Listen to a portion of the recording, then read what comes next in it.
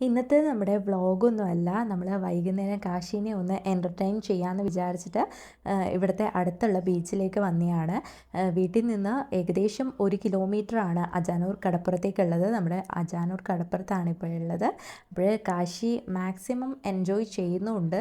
കാശീനെ entertain ചെയ്യാമെന്ന് വിചാരിച്ചിട്ടാണ് വന്നത്. കാശി മാക്സിമം എൻജോയ് ചെയ്യുന്നുണ്ട്. അപ്പോൾ ഈ ഒരു സായാഹ്ന സമയം നമ്മൾ എന്നും വരാൻ ആഗ്രഹിക്കുന്ന ഒരു സ്ഥലമാണ് കടൽ തീരം. കടൽ തീരത്തെ ആ ഒരു മനോഹാരിത അത് നമുക്ക് പീസ്ഫുൾ അന്തരീക്ഷമാണ് സൃഷ്ടിക്കുന്നത്. അപ്പോൾ നമ്മൾ കുറച്ച് നേരമൊക്കെ കടലിൽ കളിക്കാൻ, പക്ഷെ അവന് കടൽ നല്ല പേടിയാണ്. അതുകൊണ്ട് അവൻ കടലിലേക്ക് ഇറങ്ങിയില്ല. നമ്മൾ ഈ സമയത്തൊക്കെ വരുന്നത് സൺസെറ്റ് കാണാനായിട്ടാണല്ലോ മെയിനായിട്ട്. അപ്പോഴേ നമ്മൾ സൺസെറ്റ് നല്ലപോലെ കണ്ടു. അതിന് ശേഷം നമ്മൾ ഇങ്ങനെ നടന്നുകൊണ്ട് പോകുമ്പോൾ അവിടെ ഒരു ഫിനിഷ് ചെയ്ത് വെച്ച ഒരു തേക്ക് മരം, അതുപോലെ ഗ്രാനൈറ്റ് ഡിസൈൻ ചെയ്ത് വെച്ചാണോ എന്ന് പോലും തോന്നിപ്പോകുന്ന തരത്തിലുള്ള ഒരു ഡിസൈനൊക്കെ കണ്ടു.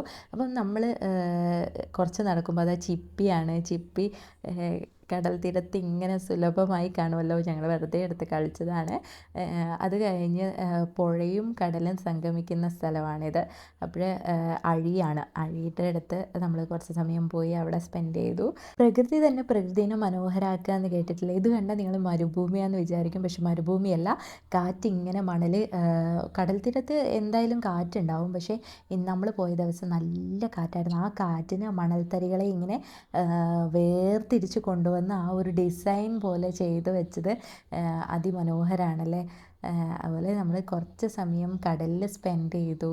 കടൽ തീരത്ത് എത്ര സമയം സ്പെൻഡ് ചെയ്താലും നമുക്ക് മതിയാവില്ല. ഇവിടുന്ന് പോകുമ്പോൾ വേഗം സമയം പോയല്ലോ എന്നുള്ള ഒരു വിചാരമാണ് വരുന്നത്. അപ്പോൾ നമ്മൾ പോവുകയാണ് തിരിച്ച് വീട്ടിലോട്ട്. അപ്പോൾ അടുത്ത ആഴ്ച നമ്മൾ നല്ല വീഡിയോയുമായിട്ട് വരുന്നതായിരിക്കും. അതുവരേക്കും എല്ലാവരോടും ടാറ്റാ, ബൈ.